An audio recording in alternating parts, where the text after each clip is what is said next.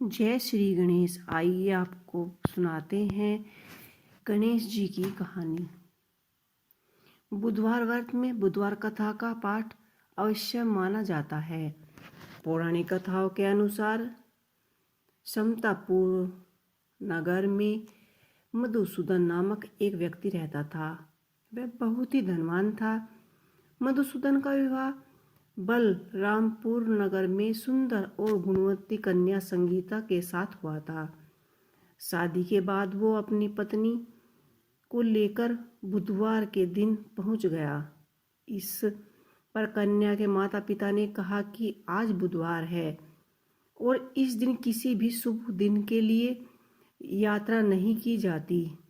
इस पर मधुसूदन ने कहा कि वो इन सब बातों को पर विश्वास नहीं करता और अपनी पत्नी को लेकर चला गया। दोनों कुछ ही दूर ही चले थे कि उनके बैलगाड़ी का पहिया टूट गया। वहां से ये दोनों ने पैदल यात्रा शुरू की। इस बीच उसकी पत्नी को प्यास लगी तो वो उसे एक पेड़ की छांव में बैठाकर पानी लेने के लिए चला गया और जब वापस लौटा तो उसने देखा कि उसकी पत्नी के पास उसकी शक्ल जैसा ही एक व्यक्ति बैठा हुआ है। संगीता भी उसकी शक्ल के दो लोगों को देखकर हैरान हो गई। इसके बाद उन दोनों व्यक्तियों में युद्ध होने लगा कि कौन सच्चा है और कौन झूठ बोल रहा है। इस शोर से आसपास के कई लोग जमा हो गए और उन्होंने सिपाही को बुलाकर उन्हें नगर के राजा के सामने ले गए।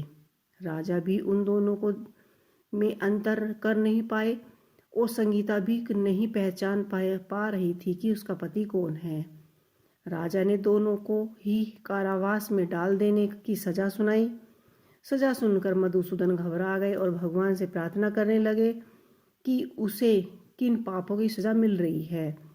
तभी आकाशवाणी हुई होते हुए है और मधुसूदन तूने अपनी सास ससुर के कहने पर भी अपनी पत्नी को लेकर आए, ये उसी का नतीजा है। इसके बाद मधुसूदन माफी मांगते हैं और बुधदेव मुझे माफ कर दीजिए। अब कभी किसी शुभ काम के लिए दिन यात्रा नहीं करूंगा और हर बुधवार का व्रत भी रखूंगा। इस प्रार्थना के बाद बुधदेव ने उसे काफी माफी कर दी। उसके ये कहते ही सामने खड़ा हुआ व्यक्ति गायब हो गया।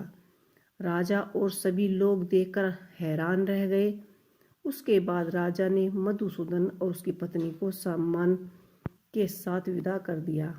कुछ दूरी पर ही उन्हें बैलगाड़ी मिल गई और दोनों अपने राज्य की तरफ चले गए। उसके बाद मधुसूदन और उसकी पत्नी हर बुधवार को विधि के साथ व्रत करने लगी और उसके बाद सुख के साथ अपना जीवन व्यतीत करने लगी। तो ये थी बुधवार की व्रत कथा। आपको कैसे लगी मुझे कमेंट बॉक्स में लिख के अवश्य ही बताइएगा।